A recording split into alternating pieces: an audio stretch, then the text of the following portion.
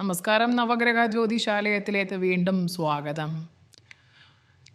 ഇന്ന് നമ്മളിവിടെ പറയുന്നത് ഉത്രൻ നക്ഷത്രത്തിൻ്റെ രാജയോഗം.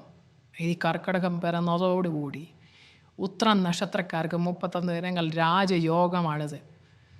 ഈ രാജയോഗം പരമാവധി പ്രയോജനപ്പെടുത്തുക. ഉത്രൻ നക്ഷത്രക്കാർക്ക് അനുകൂലമായ പല മാറ്റങ്ങളും തേടിയെത്തുന്ന സമയമാണ് ഇത്. സാമ്പത്തിക സ്ഥിതി വളരെ മികച്ചതാക്കും. സാമ്പത്തിക സുരക്ഷിതത്വം നിങ്ങളെ തേടിയെത്തുന്നു. വ്യക്തിപരമായ പല മാറ്റങ്ങളും നിങ്ങളുടെ ജീവിതത്തിൽ നേട്ടങ്ങളിലേക്ക് എത്തുന്നു.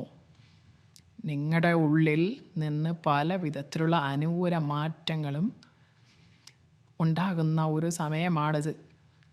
ആരോഗ്യപരമായിട്ട് വളരെ നല്ല സമയമാണ്.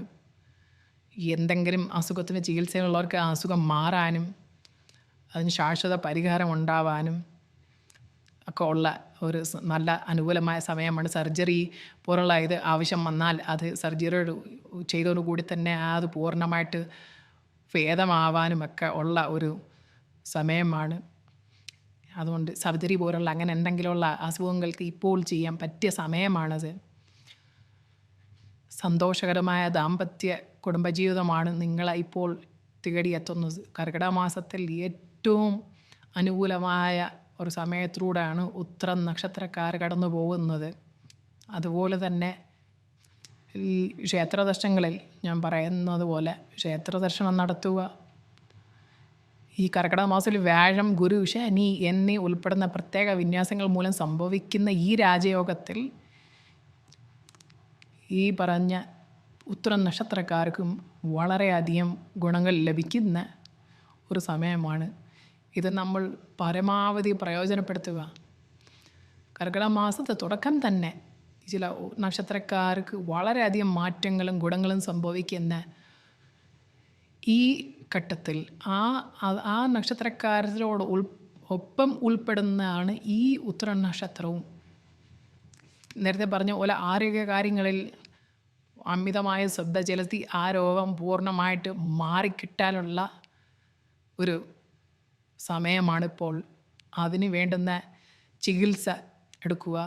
അതുപോലെ എപ്പോഴും പറയുന്നത് പോലെ ക്ഷേത്രങ്ങളിൽ പോകുക.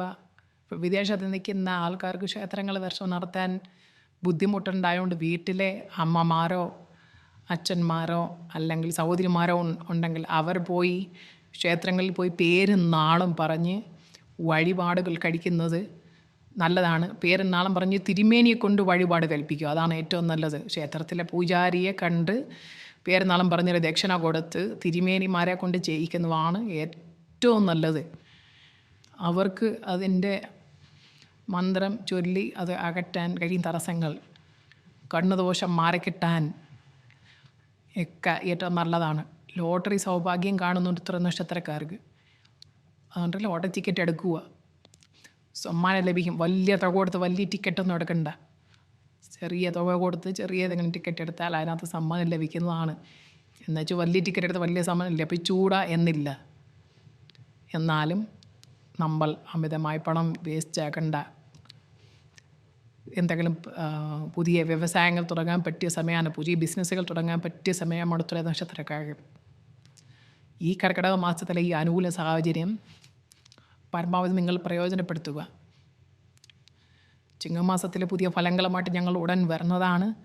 അടുത്ത വാർഷിക ഫലത്തിൻ്റെ പണിപ്പുരയിലാണ് ഞങ്ങളുടെ ടീം. ദയവായി ഈ വീഡിയോ ഇഷ്ടപ്പെട്ടെങ്കിൽ ഒരു ലൈക്ക് തന്ന് ഈ ചാനൽ ഒന്ന് സബ്സ്ക്രൈബ് ചെയ്ത് ഞങ്ങളെ പിന്തുണയ്ക്കുകയോ. പുതിയ വീഡിയോസുമായിട്ട് വീണ്ടും വരുന്നതാണ്. നന്ദി, നമസ്കാരം.